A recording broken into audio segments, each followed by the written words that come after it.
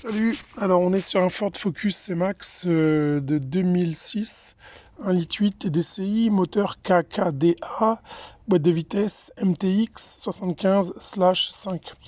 Donc là en fait je dois changer la courroie accessoire. Pour ce faire vous devez retirer le pare-boue. En somme c'est assez simple. Bon, moi j'ai trouvé des vis de ce type là, ça doit être du Torx de 30.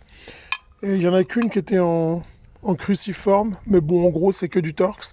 Donc, vous voyez, vous faites un peu le tour, vous regardez, il y en a ici et il y en a une ici, deux là, voilà, bon, c'est vite fait. On retire ça.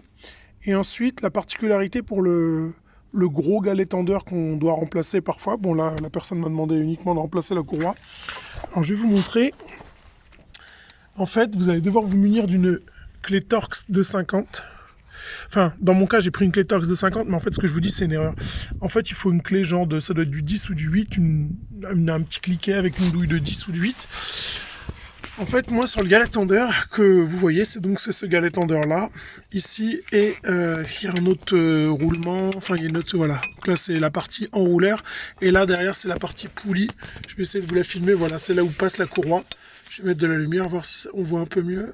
Un petit peu mieux, voilà, là on voit bien la partie, je vais essayer de mettre ma clé dessus, là, c'est pas facile, voilà, ça c'est vraiment la partie, donc en fait c'est un galet tendeur où il y a une poulie et un galet enrouleur, ok.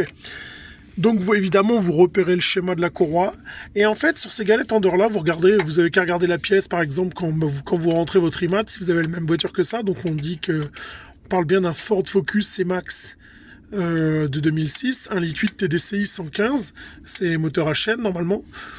Donc en fait ici, moi j'avais pas cette vis là, mais normalement il y a une petite vis, et cette vis là elle sert à régler la tension. Et la tension en fait, si vous regardez bien, vous voyez ici une flèche, je vais essayer de vous la montrer. Là donc en fait la flèche elle est marquée ici, vous la voyez là donc. Normalement oui, bon, on la voit. Et en fait, sous la flèche, vous avez deux petits ergots, deux petits traits. Et en fait, la tension se situe entre les deux. Donc, quand vous êtes entre les deux, vous êtes bien tendu. Et pour régler cette tension, vous devez desserrer ou resserrer légèrement ça. Mais en vérité, c'est plutôt desserrer. Et pour retirer la courroie, et ben tout simplement, vous devez serrer cette vis-là quasiment à bloc. Enfin, un bloc peut-être pas, mais jusqu'à ce que vous sentez que ça détend. Et moi, regardez, je suis en train de la serrer. Et donc la courroie elle est quasiment retirée, comme vous voyez, je sais pas si vous voyez là, mais regardez là, mais vous voyez elle est, attendez, parce que là le filmage il est à 2 balles, tac.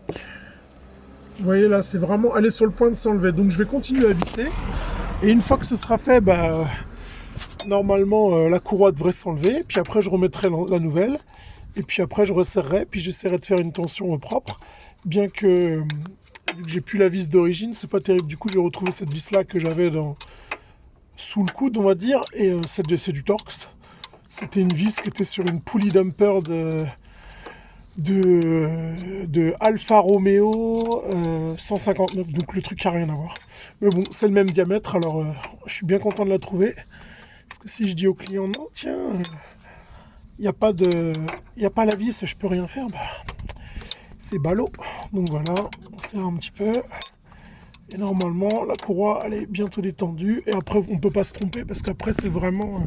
ça suit le schéma le plus simple, quoi. Ouais, c'est pas encore là, mais presque. Ou alors en forçant un peu, peut-être. Ouais, on va dire qu'en forçant un peu, ça va peut-être venir, mais... Moi, je vais continuer à la resserrer. Et puis comme ça, ensuite, dès que vous avez fait ça, et ben voilà quoi, après la courroie normalement elle vient, vous remettez la nouvelle courroie, sauf si vous devez retirer le galet tendeur, ou dans ces cas là, vous avez une vis ici, donc une vis de 10 et une vis ici de 13. Voilà, et normalement ça tient qu'avec ça, donc vous retirez tout le bloc, et il y a peut-être une pièce ou deux à retirer au milieu et à changer. Bon, moi je peux pas vous montrer ça parce que je vais pas faire cette opération là, j'ai pas le galet tendeur, on m'a demandé de changer que la courroie, et du coup voilà, donc une petite vis de 10, une petite vis de 13.